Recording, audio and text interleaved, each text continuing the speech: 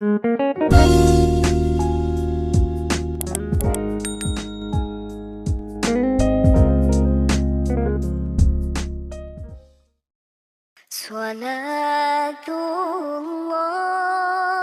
salamullah,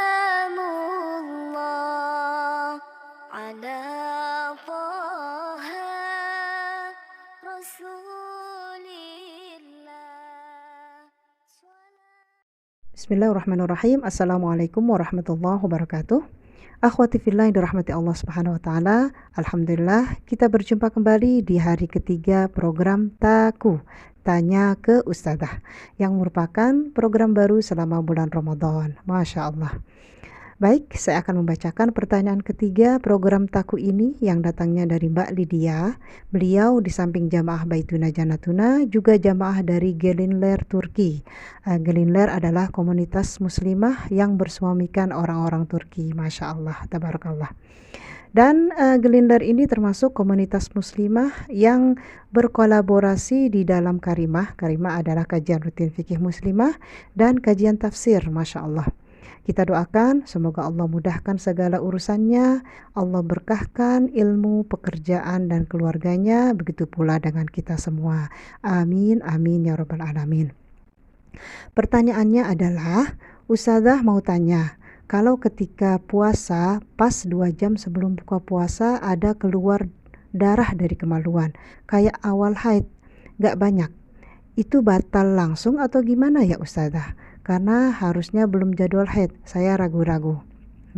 Baiklah, saya akan mencoba menjawab pertanyaan ini. Bismillah, walhamdulillah, wassalatu wassalamu ala rasulillah, Muhammad ibn Abdullah, wa ala alihi wa sahbihi wa mawalah, wa la hawla wa la quwata illa billah. Akhwati fillah, kita sudah tahu bahwasanya salah satu syarat sahnya puasa adalah suci dari haid dan nifas. Alhamdulillah jawaban Taku di hari pertama juga sudah dibahas, ditambah poster yang kami sertakan untuk jawaban ini. Karena itu ulama fikih berdasarkan dari hadis-hadis Rasulullah SAW menjelaskan bahwa jika datang haid atau datang mens, walaupun datangnya itu beberapa menit, bahkan beberapa detik menjelang waktu maghrib, maka puasanya itu batal.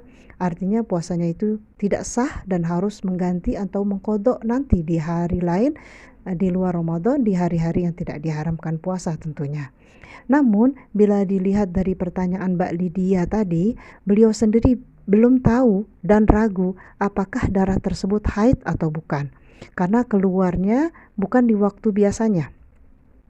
Alhamdulillah dalam karimah pertama kita sudah membahas tema fikih haid, juga fikih cairan yang keluar dari wanita. Karena itu untuk menjawab pertanyaan ini kami sertakan juga potongan slide materi karimah pertama. Mudah-mudahan jadi lebih jelas jawabannya. Akhwati fillah, kita tahu bahwasanya darah yang keluar dari farji atau dari kemaluan wanita ada 3 macam, yaitu haid, nifas dan istihadah. Masing-masing mempunyai hukum tersendiri tentunya. Ya, pembahasan materi ini adalah sangat penting dan wajib diketahui terutama oleh muslimah itu sendiri karena berkaitan dengan masalah toharoh, masalah kesucian yang sangat terkait erat dengan sah atau tidaknya ibadah muslimah tersebut seperti sholat, puasa, tawaf ya. Nah, bagaimana dengan Mbak Lydia? Sah atau tidak puasanya? Karena beliau sendiri tidak tahu, ragu dengan jenis darahnya karena menurut beliau keluarnya bukan di waktu haid, bukan di waktu yang biasanya. Nah, di dalam karimah pertama juga alhamdulillah sudah kita bahas syarat-syarat kapan darah tersebut bisa dikategorikan haid. Salah satunya adalah darah harus didahului oleh masa suci minimal 15 hari. Karena itu untuk menentukan haid atau bukannya darah Mbak Lydia atau siapa saja yang mengalami hal seperti ini harus menghitung. Jadi Mbak Lydia atau yang lainnya yang mengalami seperti ini harus menghitung apakah masa suci Mbak Lydia atau yang lainnya sudah minimal 15 hari. Maksudnya jarak antara hari terakhir kelarnya haid sampai keluar darah lagi, walaupun mungkin darahnya baru sedikit, apakah jaraknya sudah minimal 15 hari? Sekiranya kurang dari 15 hari berarti darah istihadah, bukan darah haid, dan puasanya tidak batal. Namun bila sudah minimal 15 hari jarak masa sucinya, maka darah tersebut dipastikan hukumnya haid dan puasanya Mbak Lydia batal, atau yang mengalami seperti ini. Jadi puasanya batal. Bahkan haram mengerjakan puasa saat haid. Namun harus mengqadha atau diganti di luar Ramadan, tentunya di hari-hari yang tidak diharamkan puasa.